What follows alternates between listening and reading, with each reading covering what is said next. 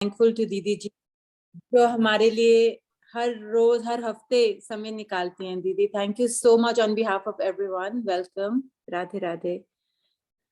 और अगर आप में से किसी को भी कुछ क्वेश्चन पूछना है, प्लीज आप अपना टॉप राइट कॉर्नर में मोर में जाके you can raise your hand and ask questions and I would try my best to accommodate everyone. कई बार काफी लोग रह जाते हैं पर फिर हम उनको नेक्स्ट वीक वहीं से स्टार्ट करते हैं जहां से छोड़ते हैं। तो प्लीज आप जल्दी से जल्दी सब लोग अपने क्वेश्चंस के लिए हाथ खड़ा कर सकते हैं and we will now begin. सबसे पहले है हर्ष पांडे। हर्ष पांडे जी आप अपने आप को अनम्यूट कीजिए और दीदी से पूछ सकते हैं आप अपना क्वेश्चन। राधे राधे दीदी। राधे राधे दीदी जी। राधे राधे। अरे जी मेरा क्वेश्चन था कि जिससे हम लोग श्री महाराज जी की सेवा के लिए दशवांश देते हैं, दशवांश हिस्सा, तो क्या होता है कभी कभार कुछ कमाई मतलब ऐसी होती है गवर्नमेंट जॉब में कि हम लोग ना चाहते हुए भी वो पैसा प्रोजेक्ट में बच जाता है, तो वो पैसे जैसे कि अगर हमको मिलता है तो उसको क्या हम सेवा में लगा सकते हैं? मुझे वॉल्यूम बहुत कम लग रहा है, आपका आवाज ठीक से नहीं है। मैं ट्रांसलेट करती हूँ आपको। भैया आप पूछ रहे हैं कि जो पैसे आपकी जॉब में बच जाते हैं उसको सेवा में लगा सकते हैं कि नहीं, ये पूछ रहे हैं? हाँ जी दीदी जी, लेकिन क्या होता है जैसे प्रोजेक्ट में जो पैसा बचता है, मतलब सैलरी में जो दशवांश लगाते हैं वो तो लगाते हैं, लेकिन उसके अदर जो प्रोजेक्ट्स होते हैं गवर्नमेंट के, उसमें कुछ पैसे जैसे गवर्नमेंट का बजट आया 10 लाख और कुछ बच गया, तो उसको जैसे हम लोग सेवा में लगाते हैं तो वो कोई गलत तो नहीं है ना? नहीं, आपके पास जिस तरह से भी कोई भी पैसा बचता है, जो भी आपकी सेविंग है किसी भी ढंग से, उसको भगवत क्षेत्र में लगाना ये अपराध नहीं, यही करना ही है, यही हमारा कर्तव्य है। क्योंकि किसी भी प्रकार का धन यदि आपके पास में है तो वो संसार में लगेगा या भगवान की ओर लगेगा, रखा तो रहेगा नहीं।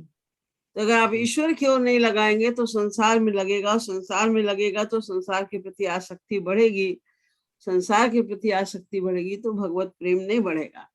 इसीलिए जो भी धन है चाहे जैसा भी है, वो हर धन को भगवान की ओर लगा देना ही श्रेयस्कर है।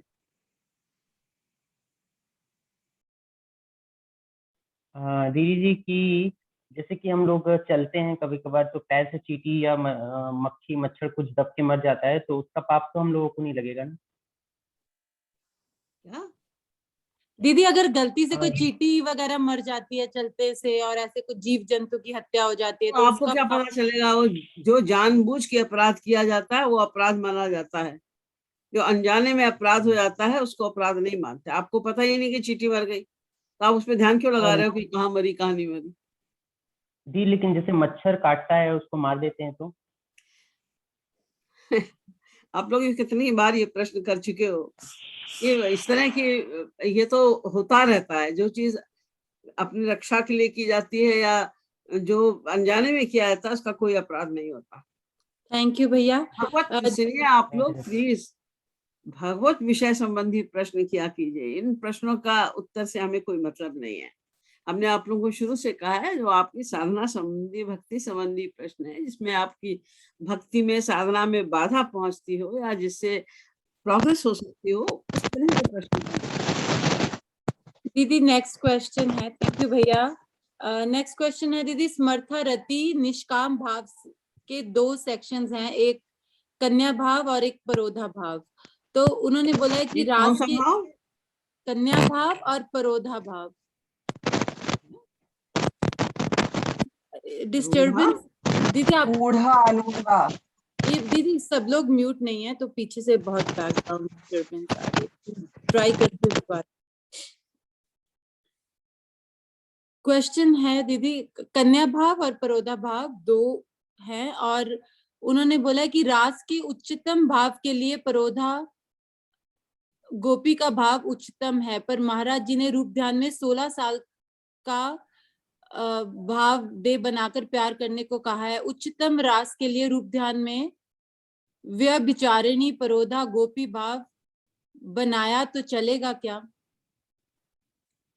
परोधा नहीं है, परोढ़ा है। एक भाव होता है, शायद मुझे बोलना नहीं आ रहा है पर शायद हाँ यही होगा। मतलब जिनका जो विवाहिता स्त्रियों का और अविवाहिता दोनों प्रकार के गोपियां थी जिन्होंने भगवान से प्यार किया।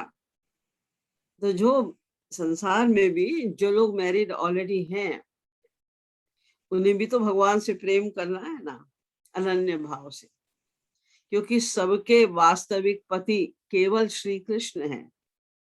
इसीलिए वो जगतपति कहलाते हैं, विश्वपति कहलाते हैं। तो वास्तविक पति, क्योंकि हम लोग शरीर नहीं है, शरीर के पति तो बदलते रहते हैं हर जन्म में, लेकिन हमारे पति यानी आत्मा के पति तो एक ही थे, एक ही हैं, एक ही रहेंगे। तो किसी भी दशा में उनसे प्रेम करना ये गलत नहीं है। और जब आप रूप ध्यान करते हैं, तो आप अगर ये रूप ध्यान कर रहे हैं कि आप 16 वर्ष की कन्या हैं और सज धज के आप श्याम सुंदर को प्रसन्न करने के लिए, उनकी सेवा के लिए जा रही हैं, तो इसमें कोई गलती नहीं। ऐसे तो करना ही करना है, चाहे आप कोई हो, शरीर आपका कैसा भी हो, विवाहित हो, अविवाहित हो, स्त्री का हो, पुरुष का हो, वृद्ध का हो, बालक का हो, कैसा भी हो, इससे मतलब नहीं है। भगवान के यहाँ तो मन की भावना नोट की जाती है ना, आप किस भाव से भक्ति कर रहे हैं, वो बात प्रमुख है। यदि आप अपने आप को कन्या के रूप में, 16 वर्ष की कन्या के रूप में सोच कर और उस प्रकार से आप उनकी उपासना कर रहे हैं, तो उसमें कोई गलती नहीं है। थैंक यू दीदी। और दीदी नेक्स्ट क्वेश्चन उन्होंने पूछा है कि क्या साईं बाबा भी भगवान के अवतार थे, ये पूछा है उन्होंने। भगवान के अवतार का फायदा क्या है? नहीं, क्या साईं बाबा भगवान के अवतार थे, ये क्वेश्चन है। मैं समझी नहीं क्या कह रहे हैं। साईं बाबा थे ना दीदी, साईं बाबा, हाँ, तो क्या वो भगवान के अवतार थे? वो हो या ना हो, हमें क्या लेना देना है। बहुत से अवतार हुए हैं और हमारा उनसे जब कोई संपर्क ही नहीं है। हम तो श्री महाराज जी के अलावा ना किसी को जानते हैं ना जानना चाहते हैं। इसलिए कौन अवतार है कौन अवतार नहीं है, ये हमें कैसे पता चलेगा? क्योंकि ये तो भगवत प्राप्त संत या भगवान ही बता सकते हैं कौन अवतार था और कौन नहीं था। हमने अपना गुरु जिसको माना है, हमारा उससे मतलब है। वे अवतार हैं कि नहीं है, वो श्रोत्री ब्रह्मनिष्ठ महापुरुष है कि नहीं, वो हमें जानना आवश्यक है। औरों के विषय में हम जान के क्या करेंगे, और क्यों जाने हम? बहुत से संत होंगे इस समय, बहुत से महापुरुष होंगे, हमको तो किसी से कुछ लेना देना नहीं है। हमें तो बस श्री महाराज जी से ही मतलब है, इसलिए हम उनके ही विषय में जानते हैं, महापुरुषों के विषय में हम कुछ नहीं कह सकते। थैंक यू दीदी। और नेक्स्ट क्वेश्चन है युवराज सिंह। युवराज सिंह, आप अनम्यूट करके पूछ सकते हैं अपना क्वेश्चन। राधे राधे दीदी। राधे राधे। दीदी मेरे को महाराज जी से जुड़े हुए 18 साल हो गए, लेकिन मेरी प्रगति नहीं हुई है, तो दीदी इसका क्या कारण हो सकता है? तो आप क्या समझते हैं, अगर आपको 18 साल हो गए और आपकी प्रगति नहीं हुई, तो इसमें महाराज जी का दोष तो नहीं हो सकता ना, कुछ अपनी ही कमी है। जब हम साधना करते हैं, प्रमुख बात महाराज जी ने तो यही कही है ना कि साधना करो, जितना अधिक से अधिक हो सके साधना करो। और साधना में प्रमुख बात जो बताई गई है वो ये कि निरंतर श्री महाराज जी का यानी हरि या गुरु का ध्यान करो। यानी मन को संसार से अधिक हटाओ और अधिक से अधिक ईश्वर में लगाओ। तो हम जब ये नहीं समझ पाए, ये नहीं कर रहे हैं, हमारा मन तो संसार में भाग रहा है और दूसरी ओर महापुरुष के पास हम जा रहे हैं। महाराज जी ने स्वयं ये बात कई बार बताई है, अगर तुम महापुरुष की गोद में सर रखकर भी सो रहे हो, सोते सोते तुम्हारी मृत्यु हो गई, तो भी भगवत प्राप्ति नहीं होगी, क्योंकि मन का समर्पण चाहिए। वहां पर मन का जितना जितना समर्पण गुरु में होता जाएगा, समझो उतने % भगवत प्राप्ति हो गई। और जब मन का समर्पण बढ़ नहीं रहा है, इधर भी आपका ध्यान है और उधर भी आपका ध्यान है, तो अभी फिर मन बुद्धि का समर्पण तो नहीं हुआ ना। वहां तो शरणागति है, माम एकम शरणम व्रज। जब तक हमारी बुद्धि पूर्णतया गुरु में समर्पित नहीं हो जाएगी, तब तक हमारा उद्धार नहीं होगा। तो हमारी अगर प्रोग्रेस नहीं हो रही, तो स्पष्ट है कि यही कारण है कि हम अपराध करते जा रहे हैं। साधना भी करते हैं, अपराध भी करते जा रहे हैं। और मुख्यतः साधक के लिए 4 प्रकार के अपराध होते हैं जो हमसे होते रहते हैं, साधक से होते रहते हैं। एक अपराध तो ये कि जिस मूर्ति या फोटो को आपने आधार बनाया है अपने रूप ध्यान का, आप उसमें दिव्य बुद्धि नहीं रखते। अगर चित्र देख रहे हो या मूर्ति देख रहे हो, उसमें पाषाण की बुद्धि है, तो ये अपराध है। हमें जिसके आधार पे हम रूप ध्यान कर रहे हैं, उसमें हमें दिव्यता की बुद्धि रखनी पड़ती है। दूसरी बात ये कि जब हम नाम ले रहे हैं, तो नाम में यदि हमारी शब्द की बुद्धि है, यानी हम बोल तो रहे हैं राधे राधे, श्याम श्याम गोविंद गोविंद, लेकिन हम ये नहीं सोच रहे हैं कि राम ये किसका नाम है, ये राधे कौन है। हम महाराज जी ने ही बहुत बार समझाया है, एक बार मुंह से राधे बोलो तो पहले श्री राधा रानी को सामने खड़ा करो और फिर बोलो राधे, और फिर बोलो चाहे मत भी बोलो, उनको सामने खड़ा करो। रूप ध्यान प्रमुख है।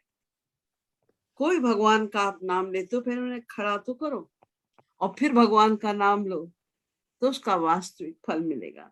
यानी नाम में नामी की भावना रखकर हमको नाम लेना है। तीसरी बात, महापुरुष में जो आपका गुरु है, यदि आप उसमें मनुष्य बुद्धि रख रहे हैं, आप उसमें मनुष्य के समान गुण दोष देख रहे हैं, कंपेयर कर रहे हैं, दोष निकाले, महाराज जी को ऐसे नहीं कहना चाहिए था, इस समय उनको ये नहीं करना चाहिए था, यानी हम उनसे ज्यादा बुद्धिमान हैं, हमें ज्यादा पता है कि क्या उन्हें कब करना चाहिए और कब नहीं करना चाहिए। ये ऐसा होता है जब हमारा मन उन्हें मनुष्य समझता है। हमने उनको समझाया ही नहीं अभी कि वो गुरु माने तो था भगवान, जाना तो तुम्हारी रह जाए। जो गुरु है वो तो भगवत स्वरूप होता है। आचार्य माम भी जानी नावमन्येत कनिचित, आचार्य को समझो कि मैं ही हूँ, उसमें कभी मनुष्य बुद्धि मत रखो। नमर्ते बुद्धिया सूये, कभी भी मनुष्य बुद्धि रखकर मत उन्हें देखो। और फिर जो सत्संगी है आपस में, उनके प्रति दुर्भाव मत बनाओ। कौन किस रूप में क्या है ये कौन जान सकता है। इसलिए कभी किसी को अपने से छोटा उसमें दोष मत देखो। किसी के प्रति दोष भावना आए तो तुरंत सोचो कि हम में भी तो ये दोष है, तो हमें क्या अधिकार है हम दूसरों के दोष को सोचें, क्योंकि उसमें वो दोष है कि नहीं, इसमें तो डाउट हो सकता है। हमें दिख रहा है दोष, लेकिन वस्तुतः उसमें दोष नहीं है। तो अगर उसमें दोष नहीं है या है भी दोष, तो हमने अगर सोचा तो वो दोष हमारे अंदर तो आया ही ना। बिना आए, मन में बिना आए हम सोच कैसे सकते हैं, कह कैसे सकते हैं। तो मन हमारा तो गंदा हो ही गया, उसका था कि नहीं था। तो अपराध भी हम लोग करते रहते हैं। जानी जानी अपराध करत नित ने कहूं नाही, लजायोरी किशोरी। आदेशी महाराज जी ने पद में लिखा है, यही कारण है कि हमारी उन्नति नहीं हो पा रही। हमें सब कर ममता ताग बटोरी, मम पद कमल बांधु बट डोरी। सब तरफ से मन को हटाओ, सोचो हम साधक है, हमें इसी जन्म में भगवत प्राप्ति करनी है। ये निश्चय हमें दृढ़ करना पड़ेगा और प्रैक्टिस करना है कि हम किसी में दोष ना देखें, और हमारे अंदर भी काम क्रोध लोभ मोह जल्दी हमारे माइंड पर हावी ना होने पाए।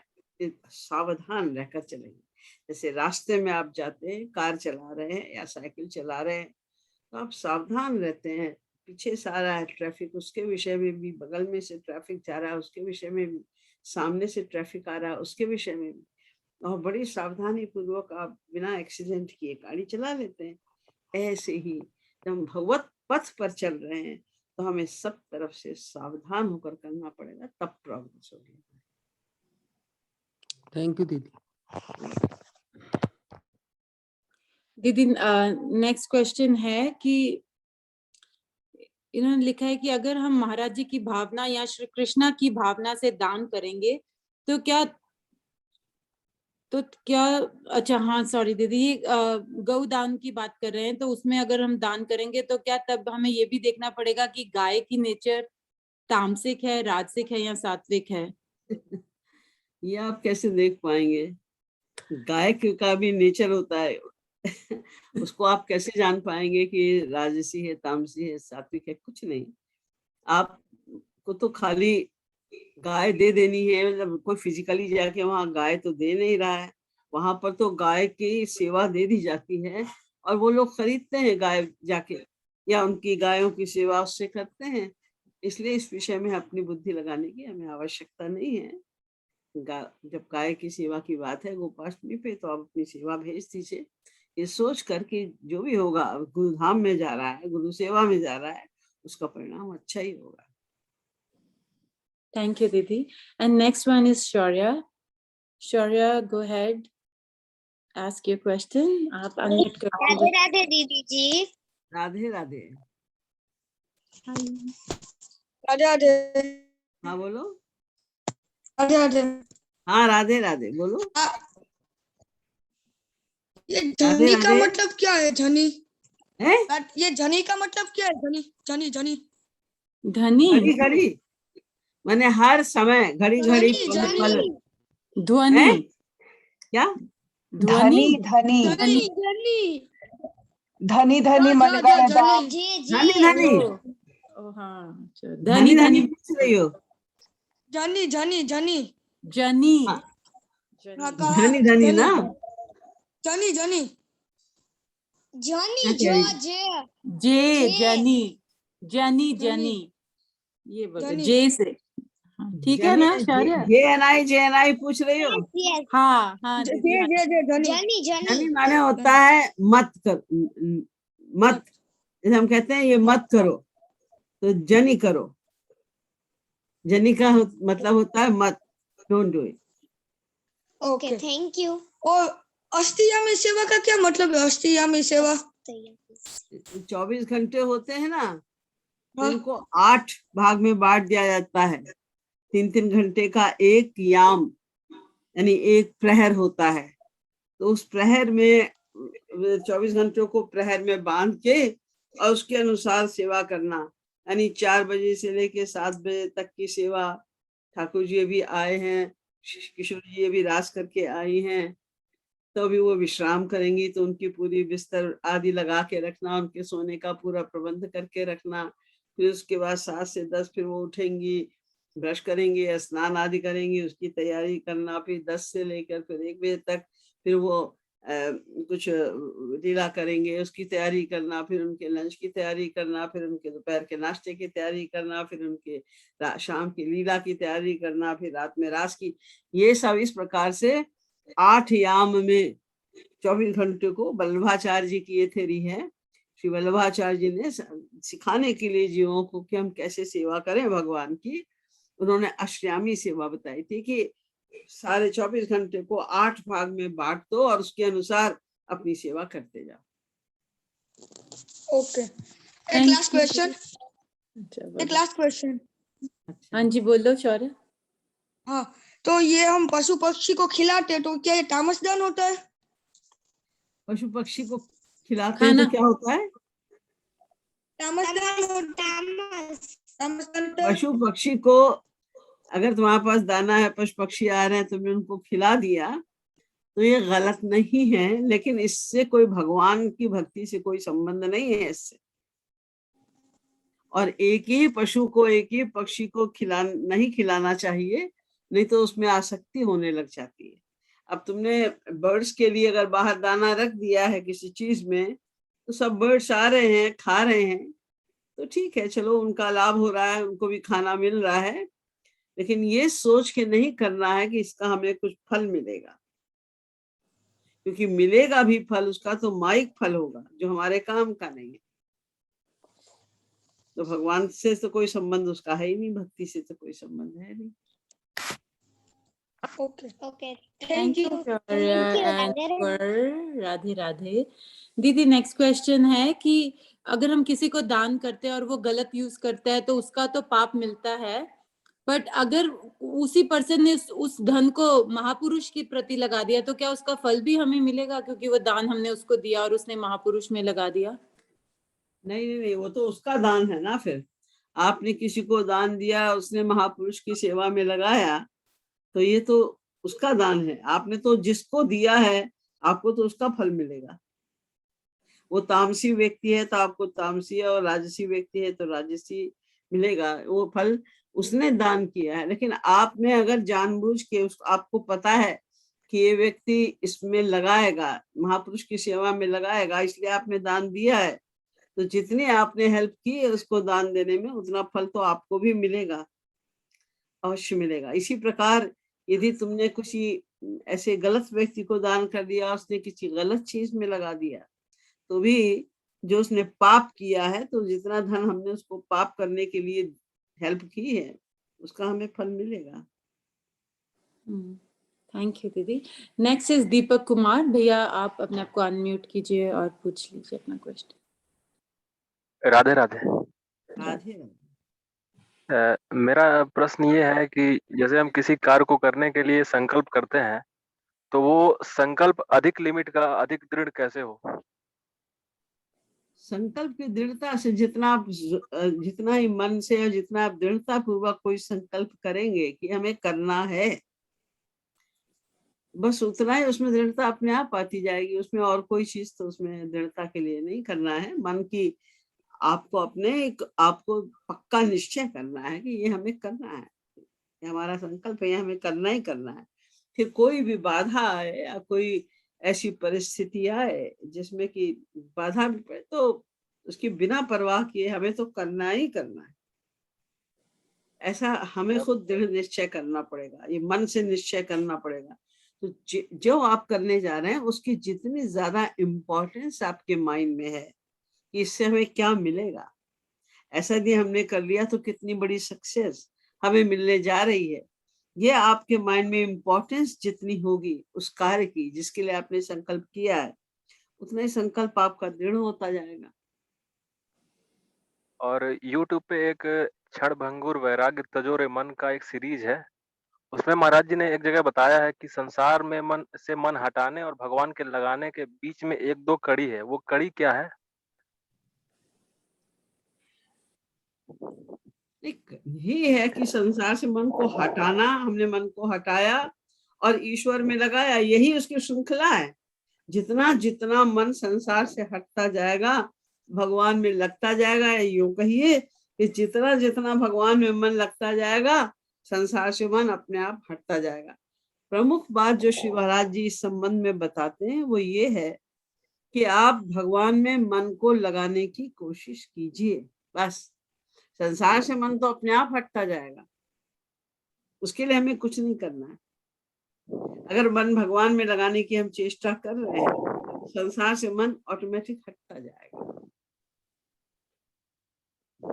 ठीक। थैंक यू भैया। अगर एक छोटी सी अनाउंसमेंट है, अगर आपको किसी को भी कृपालु सुधारस बुक को ऑर्डर करना है तो निहारिका दीदी ने चैट बॉक्स में यूट्यूब का लिंक डाला है, उसमें सारी डिटेल्स मिल जाएंगी। But at the same time दीदी के चैनल पे भी हमने वो सब डिटेल्स डाली है, तो आप ऑर्डर कर सकते हैं महाराज जी के ऊपर जो दीदी ने किताब लिखी है कृपालु सुधारस। So check the chat box or Didi's YouTube channel. The next question is from Nisha Srivastav. Nisha, go ahead, ask your question.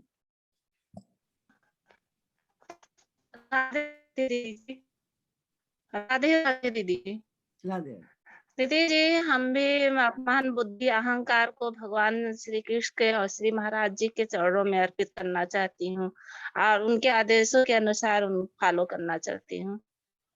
कैसे क्या करना है साधना?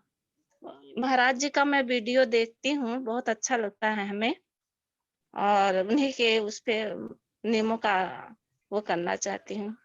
ये महाराज जी ने साधना बताई है। साधना में कुछ प्रमुख बातें हैं जो आपने सुनी होंगी, उसको बार बार दोहराइए और वैसा ही करना है। पहली बात तो ये है देखते हैं कि साधना, पहले ये समझना है कि साधना मन को करनी है। जो हम शरीर से करते हैं, हाथ से, पैर से, मुख से हम भगवान का नाम ले रहे हैं, हाथ से हम पूजा कर रहे हैं, चल के हम मंदिर में जा रहे हैं, ये हाथ पैर आदि की जो शरीर की साधना है, ये साधना नहीं कहलाती। साधना तो केवल मन की होती है। ये पहली बात हमें समझनी है। अब हमें मन की साधना कैसे करनी है, इसका प्रारंभ करने के लिए श्री महाराज जी ने ये तरकीब बताई है कि आप सबसे पहले तो अपने इष्ट देव का, आप राधा कृष्ण की उपासना कर रहे हैं तो श्री राधा कृष्ण का एक अपने मन पसंद का कोई सुंदर सा चित्र या मूर्ति जो भी आपको पसंद हो, आपको उसे चुनना होगा जो आपको पसंद हो, और उसके बाद उसे ही अपने पूजा के स्थान पर स्थापित कीजिए। उसका ही चित्र अब आप अपने घर में और भी जगह पर जहां आप अधिक समय व्यतीत करते हैं वहां पर रखिए, अपने बेडरूम में या अपने किचन में, कहीं भी सब उसका फोटो सब जगह रखिए, ताकि बार बार उनका दर्शन, उनका चिंतन हो। तो फोटो या चित्र एक हमें लेना है और बार बार उसी फोटो और चित्र के अनुसार भाव, उनका रूप ध्यान करना है। जैसे आपने फोटो देखी और फिर आप आंख बंद करें और आप ये सोचें कि वही श्री कृष्ण जिनको हमने फोटो में देखा था वो साक्षात रूप से हमारे सामने आकर खड़े हो गए हैं। उनकी पलकें झप रही हैं, उनके बाल जो हैं वो हिल रहे हैं, वो मेरी ओर देख रहे हैं, वो मुस्कुरा रहे हैं। ऐसा भाव बनाते हुए हमें उस चित्र के माध्यम से श्री कृष्ण का ध्यान करना है। चित्र का ध्यान नहीं करना है, चित्र के माध्यम से, चित्र की सहायता से लाइव फॉर्म में उनके सोचो, ये दिव्य, उनका यही दिव्य रूप है, सोचना है। दिव्य रूप का ध्यान तो हमें होगा ही नहीं भगवत प्राप्ति के पहले, लेकिन जो रूप सामने आता है हमारे माइंड में, सोचना है कि यही उनका दिव्य रूप है। दिव्य रूप से उनका स्मरण करना है। और जहां आपने बनाया है पूजा का स्थान, वहां पर केवल राधा कृष्ण और श्री महाराज जी की ही फोटो या मूर्ति होनी चाहिए, और तमाम देवी देवताओं की या कुछ बहुत सारी मत रखो, नहीं तो मन लगेगा नहीं। फिर उसके बाद वहां पर बैठ के हमें कीर्तन करना है, ताकि मन हमारा ऊब ना जाए। अगर आप खाली आप आंख बंद करके ध्यान करेंगे तो आपको नींद आ सकती है, आलस आ सकता है, मन इधर उधर कुछ और सोचने लग पड़ सकता है। इसीलिए इन सब चीजों को अवॉइड करने के लिए हमें कीर्तन, भगवान का भजन कोई ले लो या कोई कीर्तन ले लो जिसमें केवल एक ही लाइन बार बार गाई जाती है, एक दो लाइन बार बार गाई जाती है, वो आप ले लो, जो आपको सुविधा लगे, जब जैसा मन करे उस तरह का कीर्तन लेके हमें कीर्तन करते हुए रूप ध्यान करना है। और रूप ध्यान करते समय ये ध्यान रखना है कि हमारा एक तो रूप ध्यान स्टेबल रहे, और कहीं चला जाए मन तो फिर उसको लाओ, फिर चला जाएगा, फिर मन को भगवान में और लाओ, ये प्रैक्टिस करनी है। और ये भी समझ में आना चाहिए कि हम इतना प्रेम से उनका रूप ध्यान करें, इतने प्रेम से उनका नाम लें कि आंसू आए, क्योंकि बिना आंसू आए मन की शुद्धि नहीं होगी। प्रेम वारी बिनु सुन खबराई, अभी अंतरमल कबहू की जाए। तो हमें भगवान को रो रो के पुकारना पड़ेगा, तो उससे मन की शुद्धि होगी। जब मन शुद्ध हो जाएगा तो गुरु कृपा से भगवत दर्शन हो जाएंगे।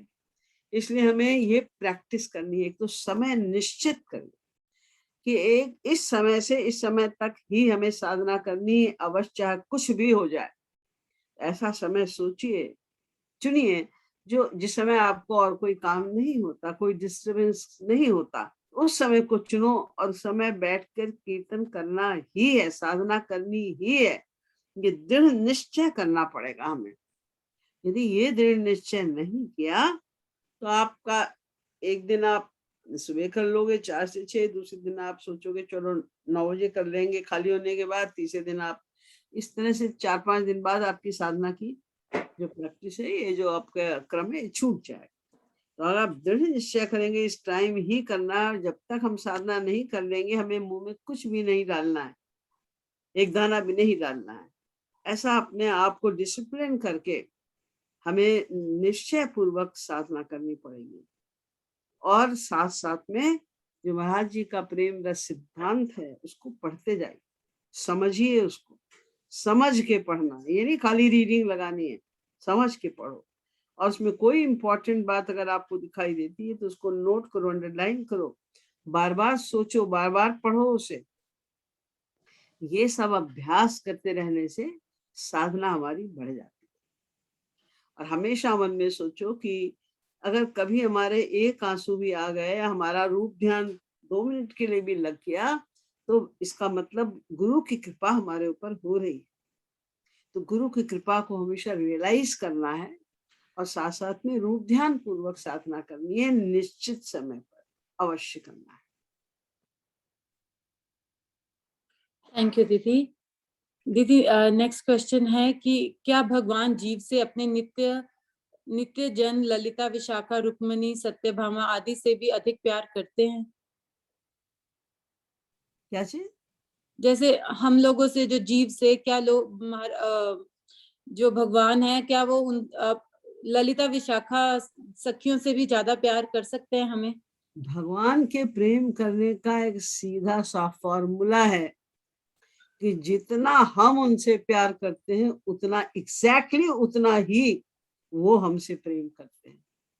इसमें कोई बुद्धि लगाने की आवश्यकता ही नहीं। खुद अपने आप को देख लो कि हम उनसे कितना प्यार करते हैं, उनके बिना हम कितना तड़पते हैं, बिरखते हैं। उनकी एक क्षण की भी विस्मृति हमें कितना बेचैन कर देती है। अपने को हमें तौलना है। अब जितना हमारा प्यार भगवान से है या गुरु से है, उतना प्यार उन्हें करना पड़ेगा। ऐसा उनका अपना नियम है, फॉर्मूला है। इसलिए कोई डाउट मत रखिए, जितना आप प्यार करते हैं उतना तो वो करेंगे ही करेंगे, उससे ज्यादा या उससे कम नहीं। थैंक यू दीदी। और दी नेक्स्ट क्वेश्चन है कि मीरा भाई तो वो तो परम निष्काम थी, तो उनको फिर द्वारिका वाला क्यों मिला, रास क्यों नहीं मिला उनको? क्योंकि वो उनका वाला प्रेम श्री कृष्ण के प्रति पति वाला था। उनको गोपियों वाला उनका प्रेम नहीं था। उनका समंजसारती का प्रेम था। वो श्री कृष्ण को अपना पति मानती थी, इसलिए उनको द्वारिका वाला सुख मिला। Okay, and next question is from Saurabh Sharma. Saurabh, go ahead, ask your question. दीदी आवाज आ रही है? हाँ राधे जी राधे। भैया, राधे राधे, बोलिए। हाँ हाँ दीदी, मेरा प्रश्न ये है कि जैसे कोई साधक भाव भक्ति में पहुंच गया है, तो वो किसी दूसरे साधक के उसके मन की बात उसके उसी जन्म के कर्म को बता सकता है क्या? इससे ये नहीं पहचान हो सकती है वो श्रोत्रिय ब्रह्मनिष्ठ? नहीं, वो ये सब शक्तियां, अंतर्यामित्व वगैरह की शक्ति तो ईश्वर प्राप्ति के बाद आती है ना। भाव भक्ति में पहुंचा हुआ साधक, उसका मन बहुत शुद्ध हो जाता है, लेकिन ऐसा नहीं ना वो बताएगा, बताना चाहेगा भी नहीं, उसको फुर्सत ही नहीं है कि वो आपके मन की बात को जाने। क्योंकि भाव भक्ति पर पहुंचा हुआ साधक तो निरंतर केवल और केवल श्री कृष्ण का ही स्मरण करता है, उनके ही प्रेम में डूबा रहता है। वो किसी अन्य के भाव को जानने की चेष्टा भी नहीं करेगा। लेकिन हाँ, जिसका मन बहुत शुद्ध होता है, वो गैस अच्छा कर लेता है, उसको आभास हो जाता है दूसरे के विचारों का, लेकिन उनके पास इतना समय नहीं होता कि वो ये सब कुछ करें।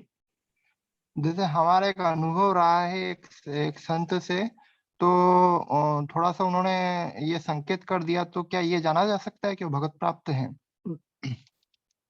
आप किस संत से आपका है? आप महाराज जी को गुरु मानते हैं या उन संत को गुरु मानते हैं? नहीं नहीं, वो तो किसी दूसरे के जरिए हमारा एक बार हुआ था, तो यदि ऐसा में आप कुछ जानते बात हैं, निकला तो इसलिए पूछा। आपको कोई भी संत मिल जाए, उसको प्रणाम करिए दूर से, दैट्स इट। जी जी जब आपने जी। एक को अपना गुरु मान लिया है, तो बहुत सारे संतों में किसी भी प्रकार का दिमाग मत लगाइए। वो भगवत प्राप्त हैं कि नहीं है, उनमें ये दोष है कि नहीं है, उनमें ये गुण है कि नहीं है। क्या करना है आपको? इस मन से हमें नित्य श्री कृष्ण का स्मरण करना है, राधा कृष्ण का स्मरण करना है। औरों का स्मरण हम क्यों करें? क्या हमें उससे मिलेगा? स्मरण करना है, सोचना है तो केवल श्री महाराज जी के विषय में सोचिए या राधा कृष्ण के विषय में सोचिए। और कोई महापुरुष है कि नहीं, अंतर्यामी है कि नहीं, क्या है क्या नहीं है, होगा तो हमें क्या करना है। हो भी अंतर्यामी तो हमें क्या करना है, हमारा जी एक से जी। संबंध होना चाहिए। हाँ दीदी, एक ये साधना में जो है ना, अहम अहम आने लगता है, मतलब जैसे आगे बढ़ते हैं तो थोड़ा अहम इसमें आने लगता है, तो इसको कैसे मिटाए, मतलब प्रैक्टिकल बात बताइए। क्योंकि आप ये अहम आने सोचिए कि लगता है। हम जितना भी बढ़ रहे हैं, अगर मैंने अभी भी बताया ना कि अभी एक आंसू भी अगर आपके आ जाता है तो ये सोचिए ये हमारी साधना का कमाल नहीं है, तो गुरु कृपा है। इस आंसू या रूप ध्यान जो हमको बन जाता है, ये सब गुरु कृपा से ही होता है और कोई उसका कारण नहीं। तो उसमें गुरु कृपा मानिए, दीनता लाना है, और जैसे जैसे आपकी साधना बढ़े और दीनता लाओ कि हमने तो इतना कुछ किया भी नहीं, गुरु की इतनी कृपा हो गई, आज मेरा भाग्य खुल गया, मुझे एक आंसू आया भगवान के लिए, उनकी कृपा मान के चलो तो अहंकार नहीं आएगा। जी दीदी, आज आपने मुझे कुछ उसमें मैसेज में कहा था कि आज कुछ बताने का आपने संकेत किया था, हैं? कुछ ये प्रश्न किया था आपसे मैसेज के द्वारा कि या इतने आपने साल ये से जुड़े प्रश्न रहने किया पर था भी। कि बहुत सारे प्रचारक जो बहुत सालों जी से श्री महाराज जी के संपर्क में हैं, तो उनको भी जी भगवत प्राप्ति नहीं हुई, जी तो उसका क्या कारण जी, है? इसका क्या कारण है? जी हाँ, तो ये पहली बात तो आपको तो नहीं पता किसे भगवत प्राप्ति हुई या किसे नहीं हुई। और दूसरी बात, अभी अभी मैंने एक प्रश्न के उत्तर में बताया था कि आप नित्य निरंतर अगर किसी महापुरुष के संपर्क में भी हैं, तो भी ये गारंटी नहीं है कि आपको भगवत प्राप्ति हो जाएगी, क्योंकि साथ रहने से कुछ नहीं होता। आप निरंतर गुरु के साथ रह रहे हैं, उनके साथ काम कर रहे हैं, लेकिन मन आपका भाग रहा है सारे में, संसार में। आप इसके भी दोष देख रहे हैं, उसमें भी दोष देख रहे हैं, फिर आप अपने को कंपेयर कर रहे हैं कि हम तो देखो महाराज जी के साथ में रहते हैं, हमारी तो बहुत ऊंची स्थिति है, ये लोग तो कभी कभी दर्शन करते हैं। अरे जो कभी कभी दर्शन करता है उसके क्या पुराने संस्कार है, वो कहाँ पहुंचा हुआ है, ये आप कैसे जान सकते हैं? हम लोग जो एक दूसरे के दोष दर्शन करते रहते हैं, उसी की वजह से हमारी साधना नहीं बढ़ पाती। बहुत सारे कारण होते हैं जिसके कारण जो भगवत प्राप्ति में एक बाधक तत्व हो जाते हैं। कभी भी किसी के प्रति दुर्भावना आ गई, या श्री महाराज जी में ही दुर्भावना बन गई, उनको मनुष्य बुद्धि से हम सोचने लग गए, तमाम कारण हैं जिसके कारण हम आगे प्रोग्रेस नहीं कर पाते। तो हर एक की अपनी अलग अलग स्थिति है, जितने भी प्रचारक हों चाहे वो सत्संगी हों, सबकी एक सी स्थिति नहीं है। इस बात से भी कोई फर्क नहीं पड़ता कि कौन कितने साल से श्री महाराज जी के संपर्क में है। फर्क इससे पड़ता है कि जितने समय भी आप थे महाराज जी के पास में, तो उतने समय में आपने उसका लाभ कितना लिया, आपने उनको समझा कितना। महात्म ज्ञान, मैंने स्पीच दी थी अभी मनगढ़ में, शायद आपने सुनी होगी 18 तारीख वाली स्पीच। उसमें मैंने बताया है कि श्री महाराज जी ने अपने पूरे उस ग्रंथ में ये बात को बहुत अच्छी तरह स्पष्ट करके बताया है कि जहां भी हमारी प्रीति बढ़ेगी वहां पर हमको महात्म ज्ञान होगा, तभी होगी। बिना उनके महात्म ज्ञान के, बिना ये बार बार सोचे ये हाँ है कौन, जितना हम ये समझेंगे श्री महाराज जी हैं कौन, उतना ही हर समय उनकी उपस्थिति महसूस होगी। हम फिर कोई भी गलत कर्म करने से घबराएंगे और हम फिर उनके प्रति हमारी श्रद्धा भी बढ़ेगी। आप संसार में किसी के रोज चर्चा सुने, बहुत अच्छा है, बड़ा अच्छा गाता है, बड़ा महान है, ये तो आपको उसकी देखने की इच्छा होने लग जाती है। किसी के रोज आप निंदा सुने तो आपको स्वाभाविक बिना देखे उससे घृणा होने लग जाती है। ऐसी भगवान की और पुरुष की जितना ही महात्म ज्ञान जानेंगे, उतना हमारी प्रीति बढ़ेगी। और दूसरी बात जो बहुत इम्पोर्टेंट बात है कि आप दूसरों को मत देखो कि उसे वो इतने साल से उसे भगवत प्राप्ति हुई कि नहीं, उसको हुई कि नहीं, उसको हुई कि नहीं। ये सोचो कि महाराज जी और सारे शास्त्रवेद भी कहते हैं क्षिप्रम भवति धर्मात्मा शाश्वत शांति निगच्छति। अगर हमने अपने मन को शुद्ध कर दिया, सब तरफ से मन को हटाकर अपने मन को पूर्णतया अपने गुरुदेव के चरणों में लगा दिया, भगवान के चरणों में लगा दिया, तो हमें तुरंत भी भगवत प्राप्ति हो सकती है। तो बुद्धिमान व्यक्ति अपने लाभ की बात सोचता है।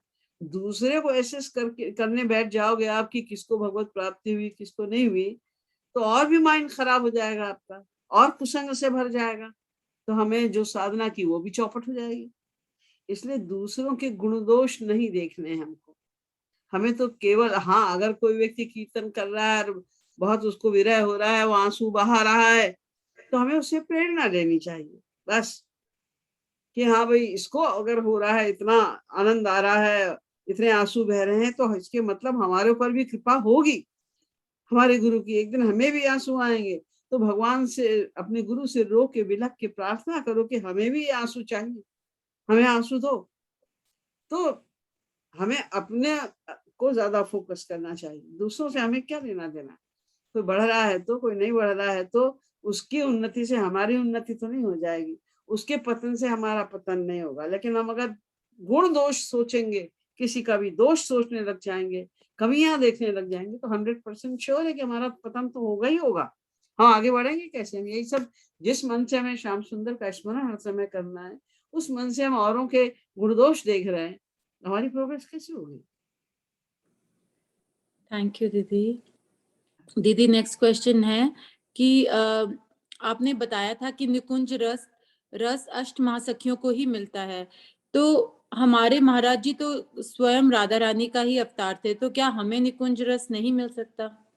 नहीं, राष्ट्र महासखियों के जो अनुगत हैं, हमने ये भी बताया था कि जो प्रेम के लेवल्स हैं, प्रेम स्नेह मान प्रणय राग अनुराग भावेश महाभाव, और महाभाव में भी रूढ़ भाव आदि हैं।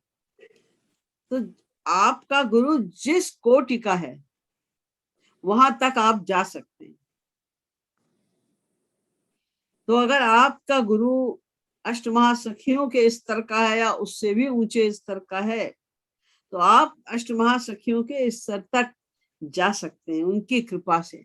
उनकी कृपा से आपको उसका उनके दर्शन उस लीलाओं के मिलेंगे, उसका अनुभव प्राप्त होगा। उनकी कृपा से वो जो देना चाहेंगी, जो हमारा स्तर होगा, हमारे अंदर जितनी निष्कामता होगी, उसके अनुसार उनकी कृपा से हमें वहां तक जाने को मिलेगा। Thank you, Didi. Next is Vaibhav Patel. Go ahead, ask your question. And after that, we'll have Janvi. Vaibhav, आप पूछ सकते हैं अपना क्वेश्चन। राधे राधे दीदी, प्रणाम। राधे राधे। दीदी, मैं आपसे एक क्वेश्चन पहले भी पूछ चुका हूँ मेरे शादी के विषय में, और मतलब मेरी स्थिति ये है घर की कि मैं एकलौता पुत्र हूँ और मेरी बहन वो मानसिक पेशेंट है, मेंटल पेशेंट है। तो मेरा विचार था कि मैं नहीं करूंगा शादी, और अभी तक काम पे कंट्रोल करने में मैं असमर्थ रहा हूँ। मतलब ऐसा नहीं, मतलब मैं जानता हूँ मेरी स्थिति, और महाराज जी की कृपा भी है, जितनी थोड़ी बहुत साधना करता हूँ। और बीच में कैंसर हुआ था पहले, उसके बाद नौकरी लगी थी, तो अभी नौकरी भी लग गई, तो अभी मार्ग प्रशस्त हो रहा है कि गृहस्थ टाइप में रह के साधना होगी। तो मैं एक बार बार ये प्रश्न करने का कोई फायदा तो है नहीं। आप स्वयं ही कह रहे हैं आप अपनी वासनाओं पे कंट्रोल भी नहीं कर सकते हैं, आपके माँ बाप आपको कंपेल भी कर रहे हैं, तो इससे ये सिद्ध होता है आपका मन भी है शादी करने का, तो आप कर भी। यदि आप कंट्रोल नहीं कर सकते तो और क्या करोगे? कंट्रोल नहीं कर सकोगे तो शादी करनी ही पड़ेगी, करो आप।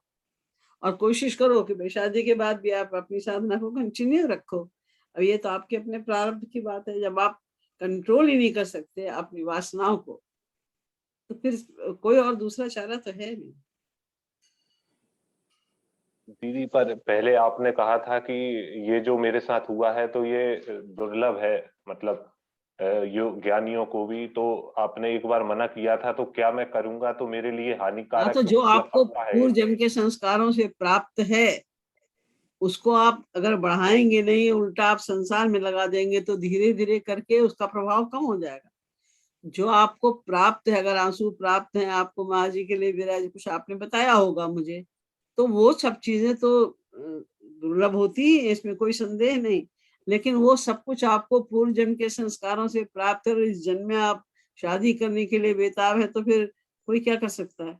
आप करिए शादी, क्योंकि आप नहीं, आप रोक नहीं पा रहे हैं अपने आप को। आपको करना है शादी तो करो, या तो समझाओ अपने तत्व ज्ञान को कि हमने इसीलिए आपको बताया था कि ये चीजें तो किसी किसी को प्राप्त होती हैं जो आप बता रहे हैं, तो अगर आपको पता है कि हमको बड़े सौभाग्य से ये चीजें प्राप्त हुई हैं, तो हम ये अपना दुर्भाग्य अपने आप लाने के लिए क्यों तैयार बैठे हैं?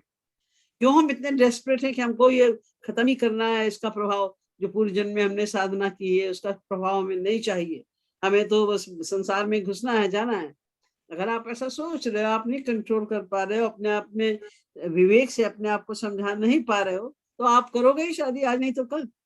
या फिर आप कंट्रोल को समझाओ तत्व ज्ञान के द्वारा कि हम क्यों अपने जीवन को नष्ट करने में लगे हुए हैं, या फिर आप शादी करो। बार बार ये प्रश्न करने का कोई फायदा नहीं है भैया।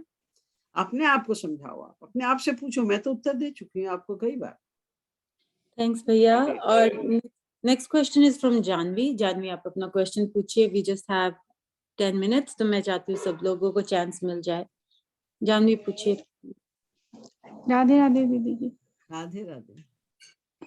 दीदी जी, मुझे ये पूछना था कि जब मैं ध्यान करती हूँ तो कभी कभी ऐसे विचार आ जाते हैं मन में बुरे, जैसे कि श्री कृष्ण के चरणों से खून बहने लगता है, कभी कभी झूला टूट जाता है झूला जलाते समय। तो ये सब अपराध है क्या? अपराध ही तो हुआ, ये कैसे जाएगा? अपराध तो नहीं, लेकिन ऐसा क्यों आता है? कुछ बुरे विचार मन में रहते होंगे, आता है। जब कभी ऐसा कुछ हो तो अपने को धिक्कारना चाहिए और रोना चाहिए, भगवान से प्रार्थना करना चाहिए कि ऐसे विचार मेरे आपके लिए क्यों आ रहे हैं। तो ये पूर्व जन्म के संस्कारों की वजह से कुछ गंदे विचार आते हैं। उस और साधना को बढ़ाओ। जब ऐसा कुछ गंदा विचार आए, जोर से राधे राधे बोलो और सोच, महाराज जी को याद करो और सोचो कि मेरे अंदर ऐसे खराब विचार क्यों आ रहे हैं। ऐसा अपने को समझाना पड़ेगा।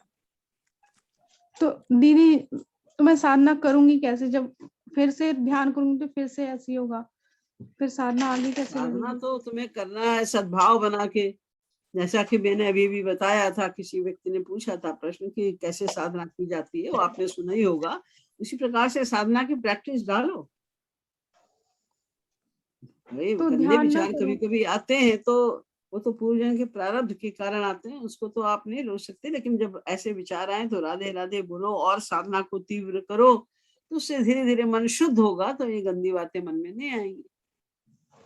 तो दीदी, मैंने तो कुछ सालों से ध्यान करना ही छोड़ दिया इसी डर के कि अपराध ना हो।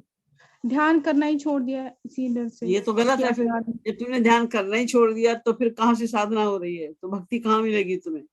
कुछ भी विचार आए तो उसको संभालना चाहिए, तो छोड़ के बैठ जाओ। छोड़ देने से क्या भक्ति हो जा रही है? ध्यान लग जा रहा है क्या? ठीक ठीक। जब करने से नहीं लग रहा था तो बिना करे कैसे लग जाएगा? वो तो बहुत बड़ी गलती है, छोड़ के बैठ जाना। साधना तो करो, फिर से अपराध। रोज साधना करो, नियमित रूप से ठीक समय पर साधना करो, उससे मन शुद्ध होगा, तो गंदे विचार नहीं आएंगे। Thank you Janhvi. And next is Piyush. Piyush, आप अपना क्वेश्चन पूछ सकते हैं। राधे राधे दीदी। राधे राधे। दीदी, मुझे रति आभास के बारे में जानना था। रति आभास क्या होता है? रति आभास। तुम इनको साथ में पिक्चर लाया करो, आरती सबकी। हाँ, वीडियो भैया, आपका वीडियो ऑन है क्या? आपको हाईलाइट, स्पॉटलाइट करेंगे अभी सुयश भैया। सबको क्या करो? हाँ सॉरी दीदी, मैं आज वीडियो ऑन नहीं कर सकता, मैं एक इवेंट में हूँ। तो ओके दीदी, वो ऑन नहीं कर पा रहे वीडियो, ठीक तो है, बोल रहे फिर रति आभास का मतलब जानना चाहते हैं। अच्छा अच्छा। हाँ, क्या प्रश्न है आपका? रति आभास का क्या मतलब है? रत्याभास। हाँ, रति ये आभास। एक तो होता है प्रेम के लक्षण, उसमें सात्विक भाव प्रकट होते हैं। जो शुरू के सात्विक भाव हैं, प्रेमणस्तु प्रथमावस्था अश्रुपुलकादयः, आंसू आना, शरीर में रोए खड़ा हो जाना, और फिर स्तंभ, स्वेद, रोमांच वगैरह बहुत कुछ होते हैं। तो कोई वो तो प्रेम के कारण उदित होते हैं, और किसी किसी में एटमॉस्फेयर के कारण या किसी भी और कारण से या पूर्वजन्म के संस्कार के कारण से प्रकट तो होते हैं वो भाव, लेकिन वो प्रेम के भाव नहीं होते। वो केवल उसका एक आभास मात्र होता है। यानी देखने में तो लगता है कि वही भाव पैदा हो रहे हैं शरीर में, लेकिन वो प्रेम का भाव नहीं होता, केवल उसका एक आभास, एक आइडिया सा लग जाता है कि हाँ ये ऐसा भी होता है। उसको रत्याभाव, बिना प्रेम के जब सात्विक भाव के कुछ लक्षण दिखाई दे शरीर में तो उसे रत्याभास कहते हैं। Thank you, ji Didi. दीदी, thank you. Next is Hiral. Hiral, go ahead, ask your question.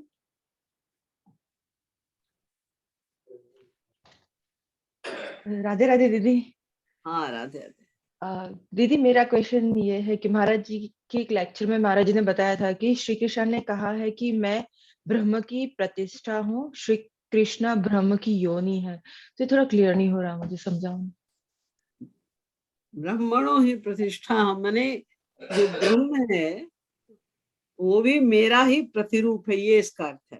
ब्रह्म जो है उसमें भी मैं ही प्रतिष्ठित हूँ, जो निराकार स्वरूप है वो मेरा ही स्वरूप है, ये बता रहे हैं। ओके। ब्रह्म कहते हैं निराकार ब्रह्म को, तो निराकार ब्रह्म भी मेरा ही स्वरूप है, मैं ही उसमें स्थित हूँ, प्रतिष्ठित हूँ। ओके, श्री कृष्ण कुछ ब्रह्म अलग की नहीं है। योनि है। ओके ओके, थैंक यू दीदी। Thank you, Hiral. And next is Chirag Gupta. Go ahead, ask your question. भैया पूछिए। हेलो, हाँ दीदी जी, राधे राधे। भैया हाँ, आपका वीडियो ऑन है? नहीं दीदी, मैं टेरेस पे हूँ और ओके, अंधेरा है। ठीक है। हाँ जी, पूछिए, क्वेश्चन पूछिए भैया। हाँ दीदी जी, मेरा क्वेश्चन था कि महाराज जी कहते हैं ना प्रवचन में कि संसार में सुख नहीं है, फिर भी मन जो है, मैं सुनता हूँ बार बार प्रवचन को, फिर भी मन जो है वो बार बार विषयों में सुख मानता है। तो मैं उस विषयों में सुख ना मानूं, इसके लिए मुझे क्या करना चाहिए दीदी जी? संसार में प्रैक्टिस सुख करता। नहीं है, हाँ ये आप दीदी जी, ये हृदय आपका मान नहीं पा रहा है। हाँ दीदी जी। हाँ, तो आप संसार में सुख नहीं है, ये बात जो है, ये से कि सुख की जो परिभाषा बताई गई है वेदों में, वो है यो वै भूमा तत्सुखम। जो सुख होता है वो ऐसा नहीं होता कि क्षण भर के लिए मिल जाए, उसको सुख नहीं कहते।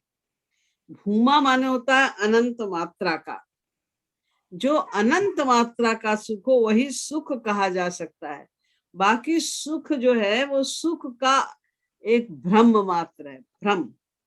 जैसे आपने सोचा कि चलो भाई भारत चलते हैं, सुना है ताजमहल बहुत बढ़िया है, बहुत सुंदर है, देख कर आते हैं।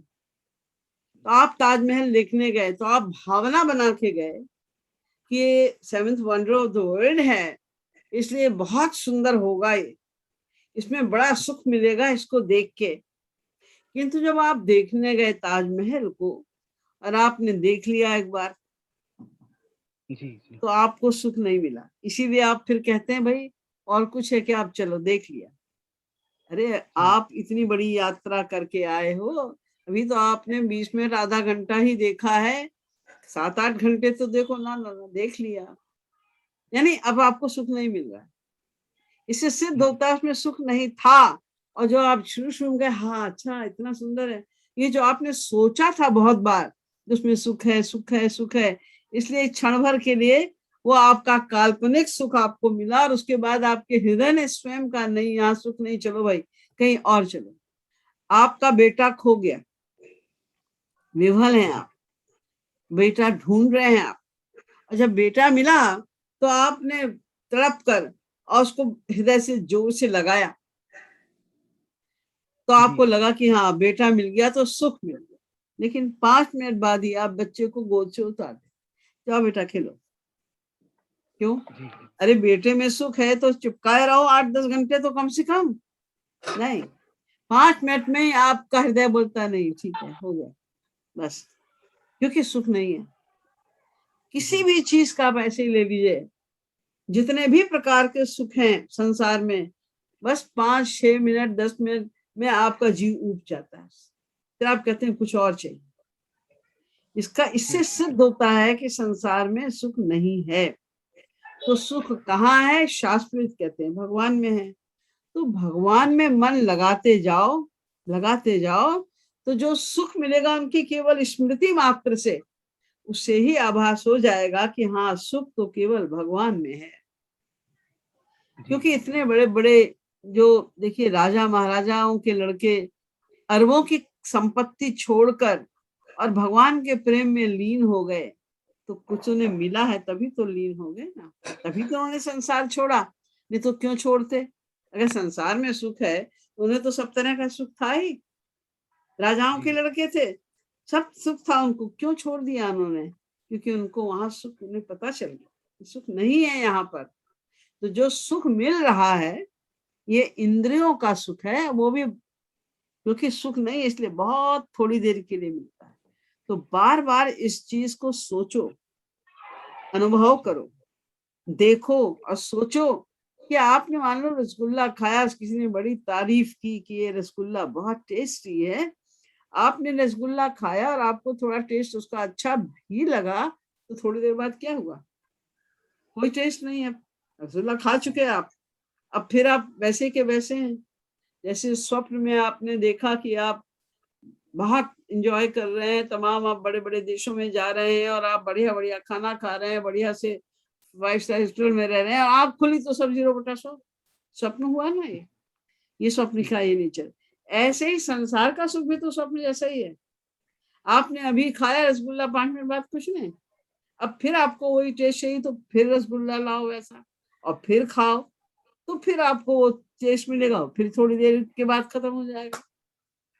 तो ये समझना है हमें कि संसार में क्योंकि सुख होता ही नहीं, जो हम समझ रहे हैं सुख, ये तो हमारा भ्रम है, सुख का सुख नहीं है। सुख तो केवल भगवान में ही है, क्योंकि जिनको वो सुख मिल जाता है वो अनंत काल के लिए मिल जाता है, हमें वही प्राप्त करना है। ठीक है जी, थैंक यू सो मच दीदी जी, राधे राधे। थैंक यू भैया। The next one is Krishna Thakur, और ये हमारा मोस्ट लाइकली लास्ट क्वेश्चन ही होगा। We are out of time, I am so sorry, सबके क्वेश्चंस नहीं अकोमोडेट हो पाते। Krishna Thakur, go ahead, ask your question. जी, राधे राधे दीदी। राधे। दीदी मेरा प्रश्न है कि जैसे सात्विक भाव आता है बीच बीच में, जैसे तीन थोड़ा जोर से बोलिए आप।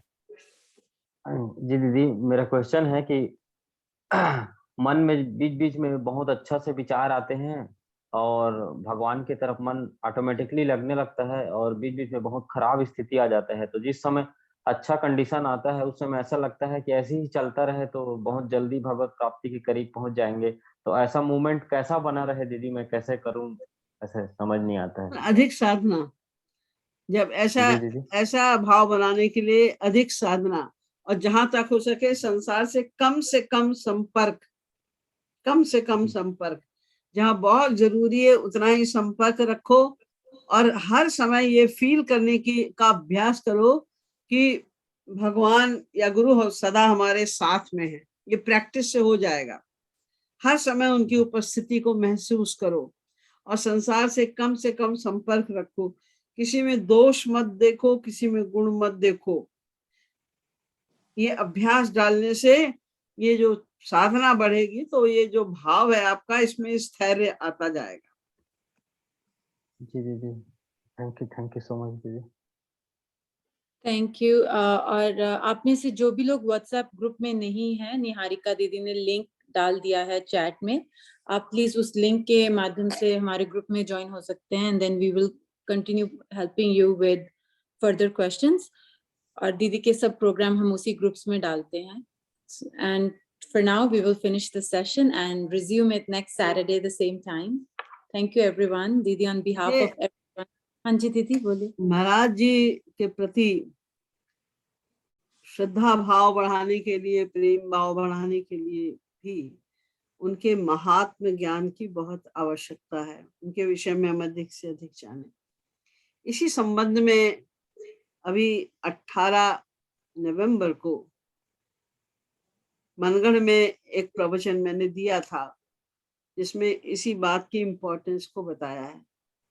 और मेरा ख्याल है कि सभी साधकों को इसे बार बार सुनना चाहिए। उसको आप सुनिए, सुनने से ही श्री महाराज जी के प्रति अधिक प्रेम भाव और उनका महात्म ज्ञान बढ़ेगा। जितना जितना आप उनके विषय में जानेंगे उतना उतना आपका प्रेम भाव बढ़ता जाएगा। उसको सुन लीजिएगा एक बार, अगर आपको इच्छा हो तो यूट्यूब पे वो होगा, गुरु भक्ति कैसे बढ़े, ये टाइटल है उसकी। उसको आप सुनिएगा, पढ़िएगा, अगर आपको लाभ हो तो फिर बार बार पढ़िएगा, नहीं लाभ हो तो कोई बात नहीं। थैंक यू दीदी, थैंक यू एवरीवन। एंड दीदी on behalf of everyone thank you so much. आप सब लोग अनम्यूट करके दीदी को राधे राधे बोल सकते हैं भी। Thank you.